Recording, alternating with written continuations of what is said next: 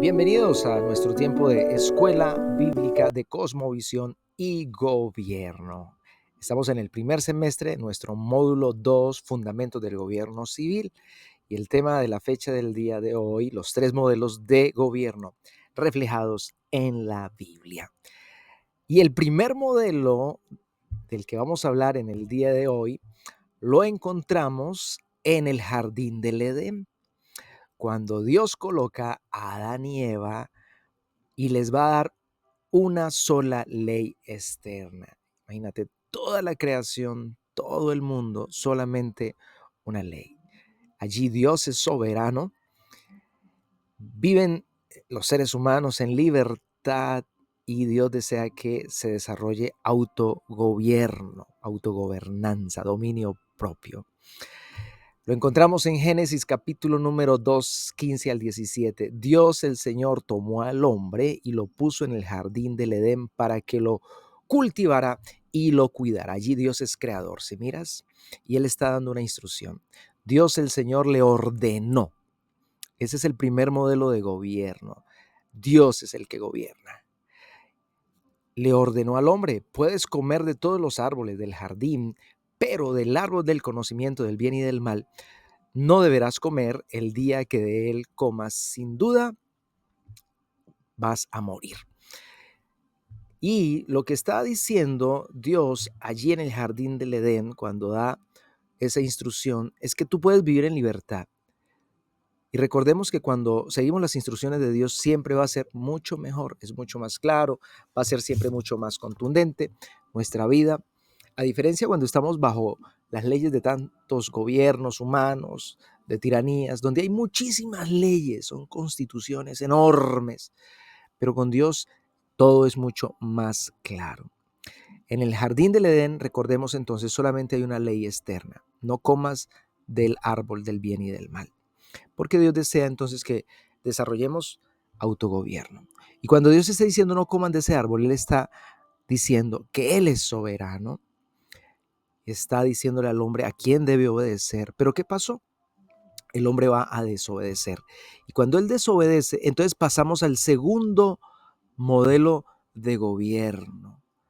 Génesis capítulo número 3, verso 6 va a decir: la mujer vio que el fruto del árbol era bueno para comer y que era atractivo a la vista y era deseable para adquirir sabiduría, así que lo tomó de su fruto y comió. Luego dio a su esposo que estaba con ella y él también comió. ¿Y cuál va a ser entonces ese segundo modelo? Pues va a ser la anarquía. Pasamos del gobierno de Dios, ahora pasamos a la anarquía. Y ahí en adelante el hombre va a empezar a multiplicarse sobre la tierra, van a empezar a haber muchas generaciones. Pero todas esas generaciones van a ser generaciones con una tendencia hacia el mal. Y eso lo vamos a leer en Génesis 6:5. Dice la palabra: al ver el Señor que la maldad del ser humano en la tierra era muy grande y que toda la inclinación de su corazón tendía siempre hacia el mal. Son los primeros capítulos de Génesis y toda la humanidad estaba en corrupción. El versículo número 11 al 13 dice: pero Dios vio que la tierra estaba corrompida y llena de violencia. Al ver Dios tanta corrupción en la tierra y que la gente había corrompido su conducta, dijo a Noé: he decidido acabar con toda la gente, pues por su causa la tierra está llena de violencia. Si detallas, está resaltada 2 veces la palabra violencia. Ahora bien, la mayoría de personas hoy en día piensan que la forma de gobierno más cruel en la historia son las tiranías, los dictadores. Pero aunque hemos escuchado de dictadores muy violentos, asesinos, pero yo quiero decirte algo: la anarquía es la forma de gobierno más violenta. ¿Por qué? Porque cuando hay anarquía, ¿sabes qué sucede? La vida pierde su valor.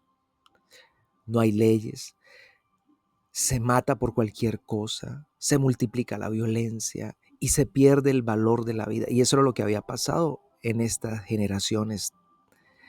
Entonces, cada uno hace lo que quiere, se pierde la libertad, se pierde la propiedad privada. Y esto era lo que pasaba en la época de Noé. La tierra estaba llena de violencia. Y aquí va a suceder algo bien importante. En esta época se mataba sin reparo. Se había perdido totalmente el valor por la vida. Y entonces Dios va a tomar una decisión amorosa. ¿Y cuál va a ser esa decisión amorosa? Pues la conocemos como el diluvio. Dios aplica la pena de muerte a toda una generación que vivía en la maldad, en el caos, en la anarquía, en la violencia. Génesis 6:17 dice, hablándole Dios a Noé, porque voy a enviar un diluvio sobre la tierra para destruir a todos los seres vivientes bajo el cielo. Todo lo que existe en la tierra morirá. Y entonces Dios le va a decir a Noé, construyete un arca. Y él se va a demorar más de 100 años construyendo esa arca. Y van a entrar 8 personas. Noé, su esposa, sus hijos y sus nueras. 8 personas.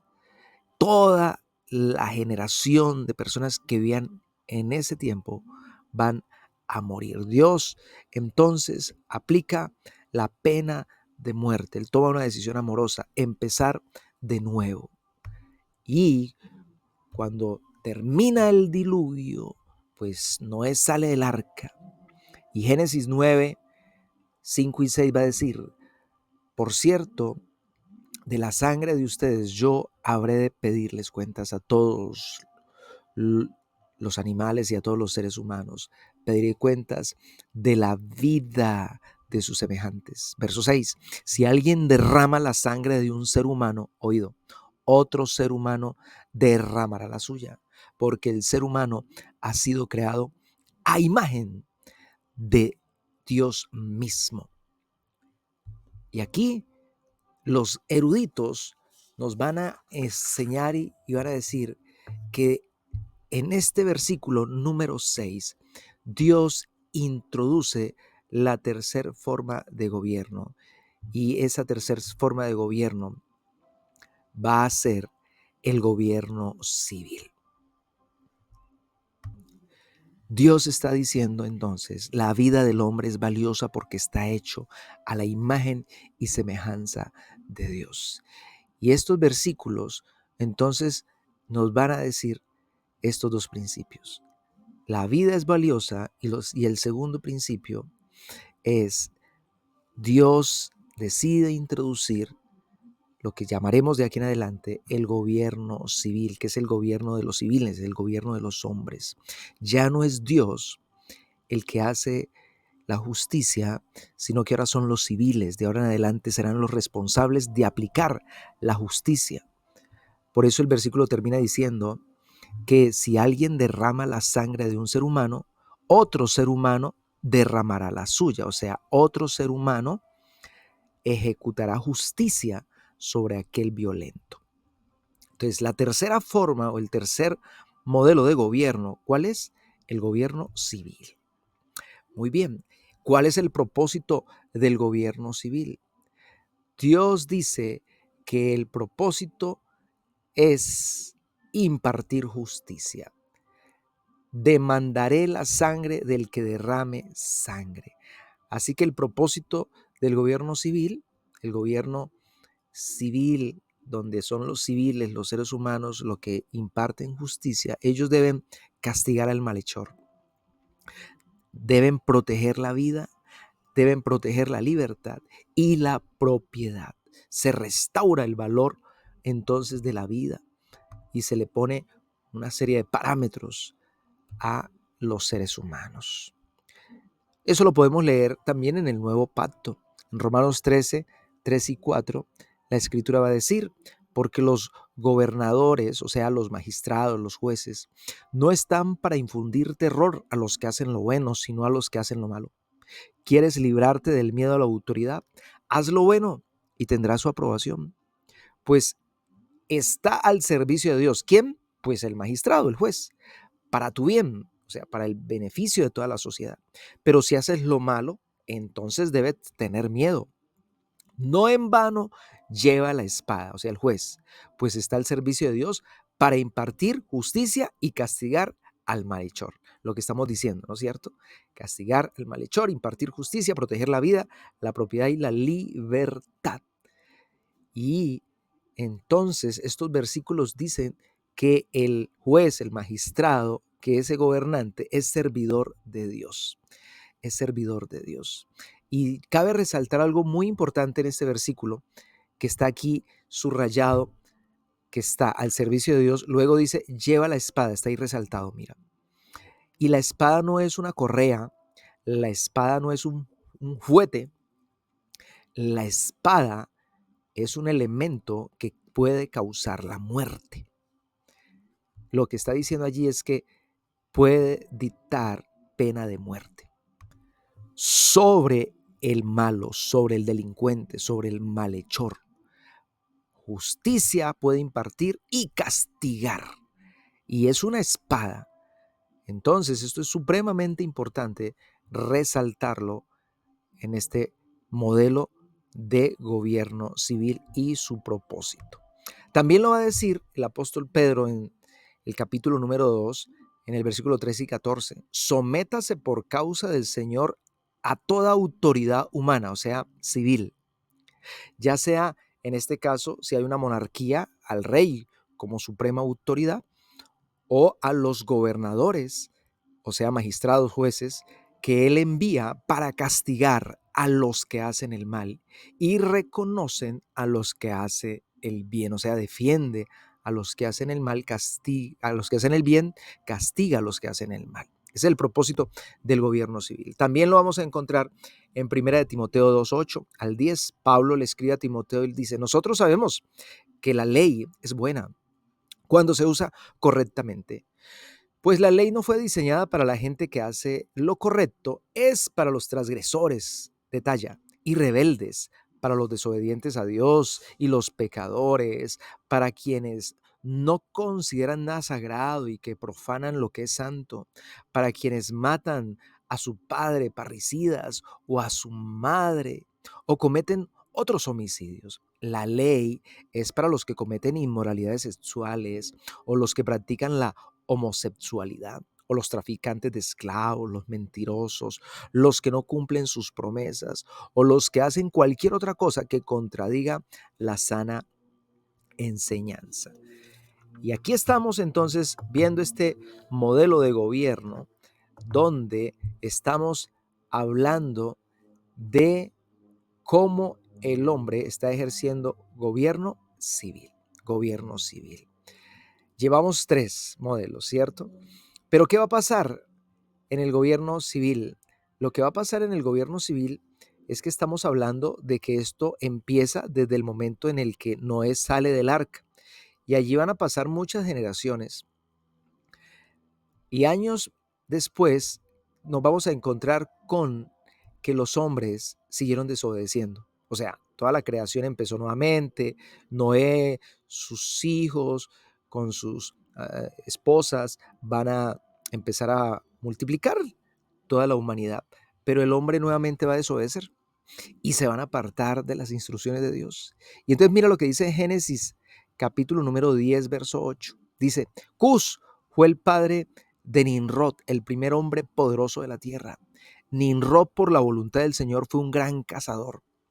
De ahí viene el dicho, igual a Nimrod, que por la voluntad del Señor fue un gran cazador.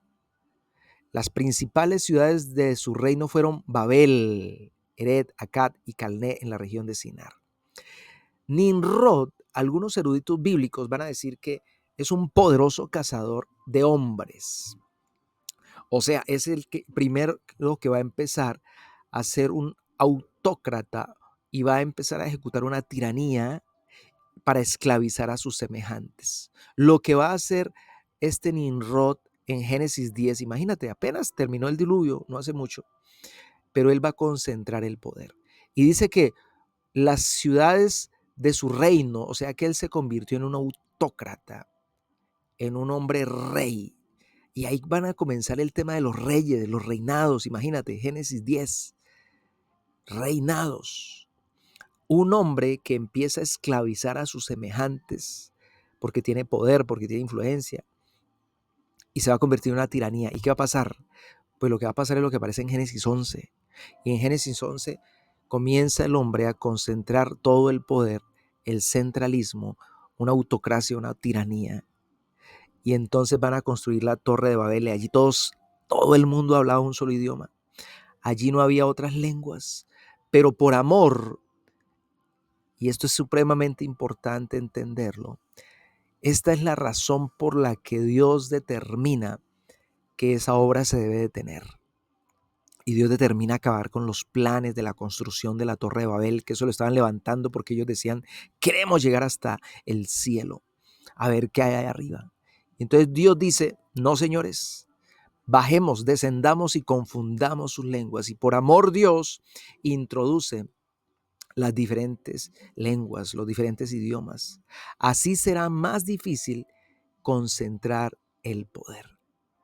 ¿Por qué quiso Dios destruir la torre, los planes de construir la Torre de Babel? ¿Cuál era el problema o la razón por la que Dios los confundió? Porque Nimrod en Babel estaba concentrando poder, estaba centralizando el poder, y Dios no es de su agrado que se centralice el poder. O sea, Dios no quiere que un hombre tenga todo el gobierno. No, a él no le gusta eso. Ese no es el modelo de Dios. Y entonces Dios crea muchas lenguas con el propósito de que fuera difícil la concentración de poder. Y pasan los años y nosotros vamos a encontrarnos entonces con otros modelos, y va a ser el modelo egipcio, ¿recuerdan? De allí va a venir toda la promesa de Abraham.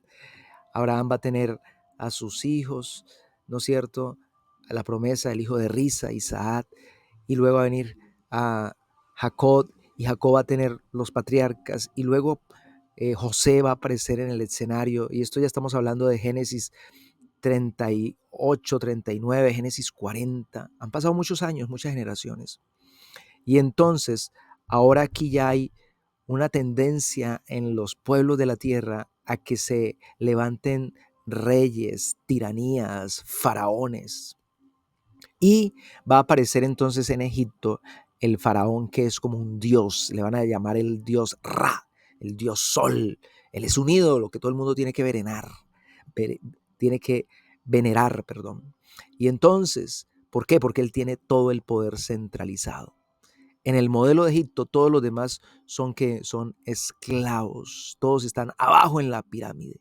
Y resulta que luego vamos a pasar, después de ese tiempo de hambruna que van a sufrir los hermanos de José, ellos están allí todos juntos, van a terminar yéndose a vivir a Egipto. ¿Recuerdan? 76 personas van a llegar a Egipto, que son el primer pueblo de Israel, y entonces allí van a vivir muchos años. Y años después, Moisés va a nacer en Egipto bajo este modelo de gobierno.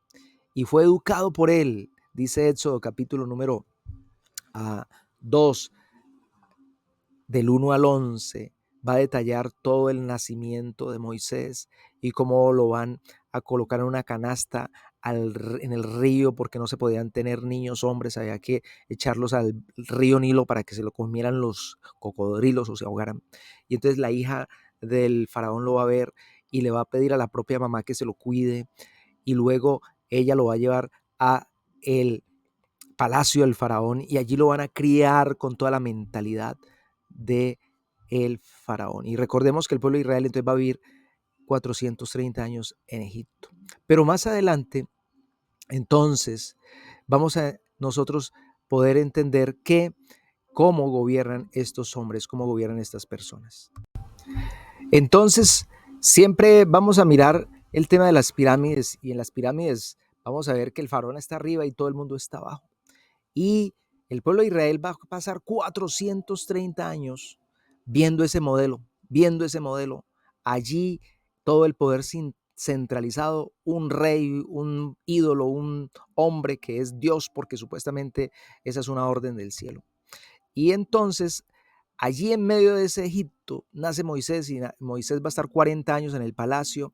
Luego Moisés, en un ataque de ira y de enojo, va a matar a un egipcio y le toca volarse porque lo van a matar. Y él va a vivir 40 años donde va a conocer a su suegro y a su mujer, y él se va a casar allá. Y en ese periodo del desierto, a los 80 años, Dios va a llamar a Moisés. Él recibe un llamado. Él recibe un llamado y entonces comienza ese llamado para sacar a todo Israel de Egipto, y entonces va a venir todo ese tema de las 10 plagas y esa lucha con el faraón y todos esos momentos tan difíciles hasta que por fin faraón dice váyanse de aquí, y salen ellos y luego el faraón los va a perseguir y ellos van a llegar a la orilla del mar. ¿Y qué hacemos? Nos vamos a ahogar y la gente va a decir nos van a matar, pero Dios le dice a Moisés extiende, ¿no es cierto?, tu mano, levanta la vara, y el mar se abrió y ellos van a cruzar en seco y van a venir los ejércitos del faraón, y cuando están a punto de alcanzarlos, Dios hace que se cierren las aguas porque todos los judíos ya han cruzado, los israelitas, y se van a salvar ellos, y todo el ejército del faraón va a morir allí. Y entonces Moisés en el desierto va a comenzar a liderar algo así como 2 millones de personas. Pero recuerde, vienen de 430 años de esclavitud, de ver un modelo piramidal, de ver un rey, un tirano que es el que un autócrata que es el que los gobierna. Y entonces Moisés en el desierto empieza a gobernar, empieza a liderar, ¿no es cierto? ¿Y qué va a suceder? Haciendo la tarea él de que Dios le empieza a hablar y le empieza a ministrar, entonces él está atendiendo a 2 millones de personas él solito. Y Éxodo 18 lo va a visitar su suegro después de que han salido de Egipto y han pasado todas las maravillas, pero están en el desierto. Dice que aconteció estando allí con su suegro Yetro, que lo ha ido a visitar. Empezó Moisés a juzgar el pueblo, y el pueblo estuvo delante de Moisés desde la mañana hasta la tarde. Imagínense ese solazo, ese calor, la gente haciendo cola esperando. Y viendo el suegro de Moisés que todo lo que él hacía con el pueblo, dijo, ¿qué es esto que haces tú con el pueblo? ¿Por qué te sientas tú solo, Moisés? Y todo el pueblo está delante de ti desde la mañana hasta la tarde. Y sabes, aquí va a pasar algo interesante. Y es que Moisés está allí con Yetro, y lo que está viendo Yetro es que aunque ya están en el desierto y fueron libres de Egipto, pareciera que aquí en el desierto está sucediendo lo mismo. Un líder arriba, ya en este caso ya no es el faraón, sino que es Moisés, y abajo todos los demás. Y entonces mira lo que le va a decir en Éxodo 18 el suegro de Moisés, Yetro, a su yerno, y le va a decir, la razón por la que Moisés está todo el día allí es esta: porque el pueblo viene a mí para consultar a Dios. Cuando tienen asuntos, vienen a mí, y yo juzgo entre el uno y el otro, y declaro las ordenanzas de Dios y sus leyes. Entonces el suegro de Moisés le dijo, no está bien lo que usted hace. Desfallecerás del todo tú y también este pueblo que está contigo, porque el trabajo es demasiado, imagínese tanta gente, es demasiado pesado para ti, no podrás hacerlo tú solo. Subraye eso ahí en sus notas, en su Biblia. No podrás hacerlo tú solo. O sea, Dios no quiere la concentración de poder. ¿Cuál va a ser entonces el consejo? Oye ahora mi voz, le dice Yetro, yo te aconsejaré y Dios estará contigo. Está tú por el pueblo delante de Dios, o sea, represéntalo y somete tú los asuntos a Dios. Y luego dice, enséñeles a ellos. Mira la importancia de lo que se debe hacer con cada persona, cada ciudadano. Enséñale las ordenanzas y las leyes, muéstrales el camino por donde deben andar y lo que han de hacer. Verso 21 está resaltado, además escoge tú dentro de todo el pueblo varones con unas características muy importantes. Dice la primera, virtuosos. Segunda característica, temerosos de Dios. Tercera característica, varones de verdad. Cuarta característica, que aborrezcan la avaricia. Quinta, y ponlos sobre el pueblo por jefes, o sea, por jueces, por magistrados, delante de millares, de centenas, de 50 y de 10. Lo que está diciendo Yetro a su yerno Moisés es descentralice el poder.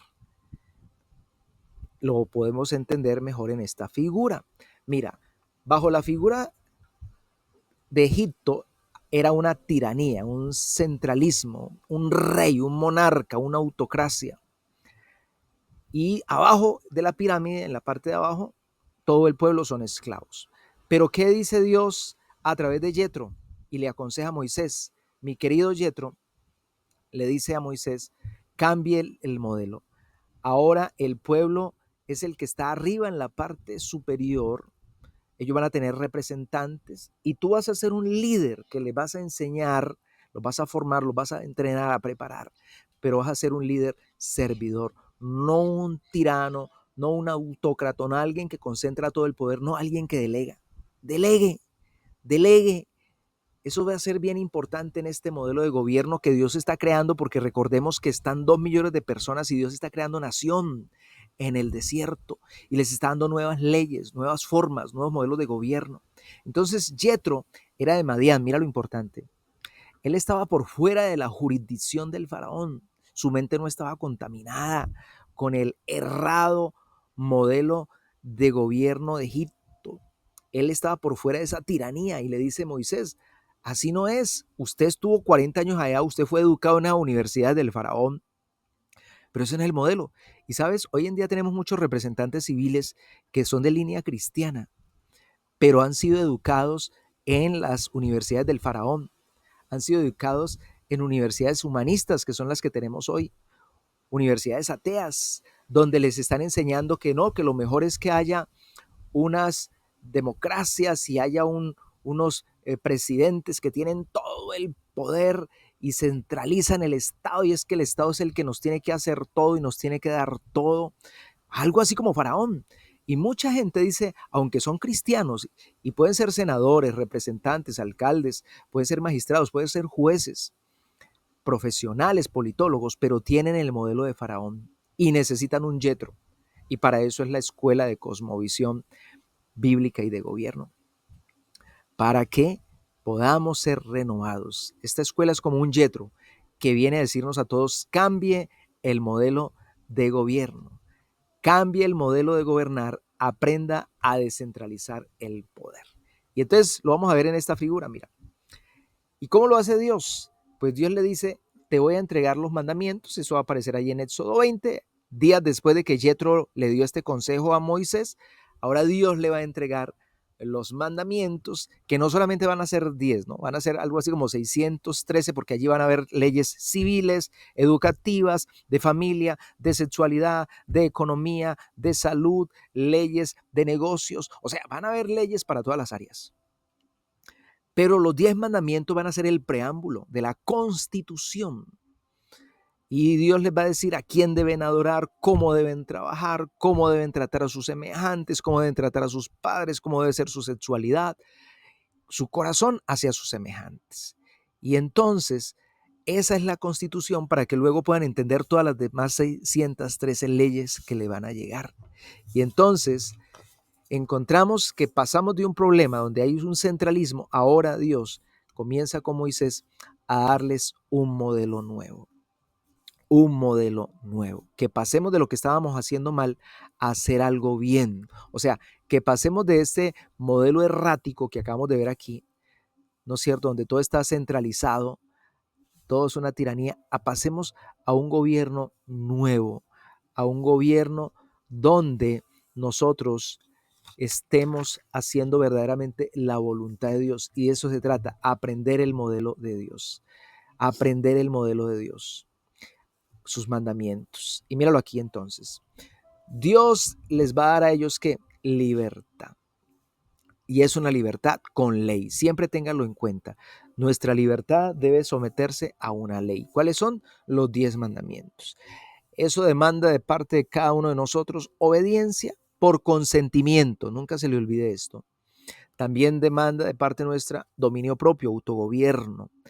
Y esto entonces lo vamos a ver acá donde dice Dios, libertad con ley, 10 mandamientos, obediencia con consentimiento, autogobierno cristiano, dominio propio. Como resultado, la flechita que está aquí en la parte de abajo va a decir la República Hebrea, libertad, que va a traer libertad, orden y desarrollo. O sea, el siguiente modelo de gobierno que nosotros tenemos aquí es la república. Por favor, escríbalo y téngalo en cuenta. Lo que Dios está haciendo al enseñarle a través de Yetro y con los mandamientos a Moisés, Él le está diciendo: debes descentralizar el poder, debes dividir el poder y debes hacerlo de esta manera. Y vas a cambiar a la República Hebrea. Y hay todo un estudio que nos muestra exactamente cómo se fue construyendo todo esto, la estructura del gobierno civil del pueblo de Israel. Entonces, atención, para eso les va a entregar el Génesis, el Éxodo, el Levítico, el Números y el Deuteronomio, porque son el modelo de Dios para construir nación, para construir una república. Los 10 mandamientos, entonces, que van a aparecer a partir de Éxodo 19, 20, 21, 22 y de ahí en adelante todas las leyes. Dios empieza a darles leyes para protegerlos. También les va a dar los 10 mandamientos para proteger al pueblo, a los ciudadanos, para proteger la vida. El mandamiento no matarás, protege la vida, no robarás, protege la propiedad privada, no tendrás dioses ajenos delante de mí, protege la libertad, no darás falso testimonio, protege el buen nombre. Así que recuerden cuál era el contexto de los 10 mandamientos. Fueron dados justo después de salir de la esclavitud de la tiranía, donde no se valoraba la vida y el faraón era visto como un dios. Ahora Dios dice: no, no será un hombre, solamente hay un Dios en el cielo. Quiten ese falso Dios y ahora ustedes decidan seguirme a mí, porque esos falsos dioses los esclavizan. Por eso no tengan más dioses ajenos delante de mí. Entonces Dios les da a estas personas en el desierto, ¿qué? Libertad. Les da el modelo del gobierno civil. Y Dios lo que está diciendo entonces, ahí en el desierto, en la mente de Dios, ¿qué es lo que hay? El modelo de gobierno que está diseñado para las naciones es la República Federal. O sea, ¿qué es república? El gobierno de la ley, donde gobierna la ley, ejercido federal, ejercido por muchas personas, nada centralizado.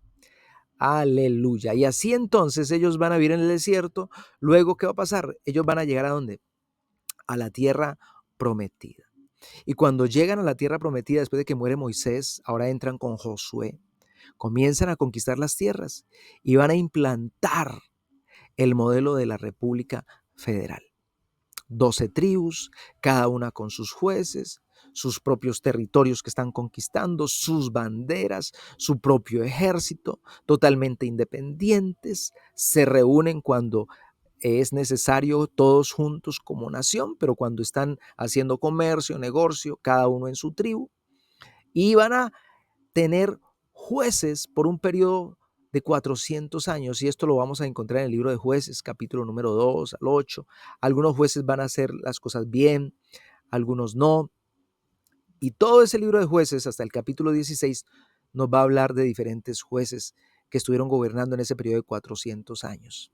Pero hay algo que resalta también el libro de Jueces, y lo vamos a encontrar en Jueces 17:6 y Jueces 21:25.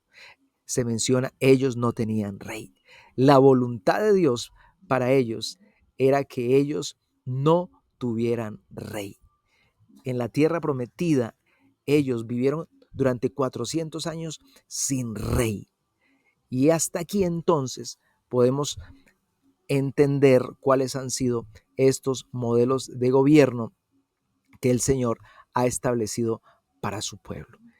Concluyendo entonces con que en la mente de Dios, el modelo de gobierno que Él diseñó para las naciones de toda la tierra es la República Federal, el gobierno de la ley ejercido por varias personas, todo totalmente descentralizado. Así que espero que hayas aprendido mucho en esta clase. Bendiciones para todos.